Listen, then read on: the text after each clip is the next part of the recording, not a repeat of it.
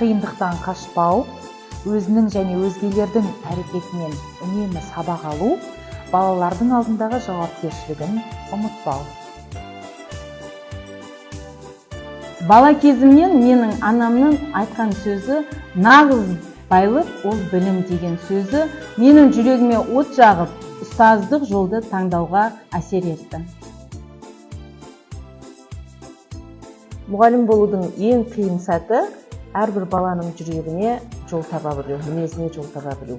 Ал ең бақытты сәті әрбір алдында отырған оқушының мен үйрендім, білдім деген қуанышты сәтін көру. Ұстаздық өмірімдегі ең үлкен жетістік ол менің оқушыларым. Яғни оқушыларымның жалпы тұлға болып қалыптасуы, 10-11 сыныпта аяқтап, жоғарғы оқу орнына түсіп, мамандық иесі болып, елге қызмет етуі. Бұның барлығы мен үшін үлкен жетістік. Және сол оқушыларымның, сол ата-аналарымның айтқан алғысы, жылы сөздері мен үшін үлкен жетістік болып табылады.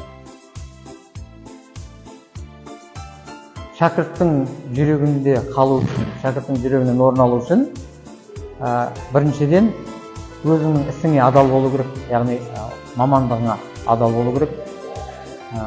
Екіншіден әрбір баланың ойымен, пікірімен санасу керек, ескеру керек, оларға шын жанашыр бола білу керек. Мысалға мен әкелік мейіріммен қарауым керек, әр қайсына, ұлына, қызына да соның әкесіндей қарауым керек.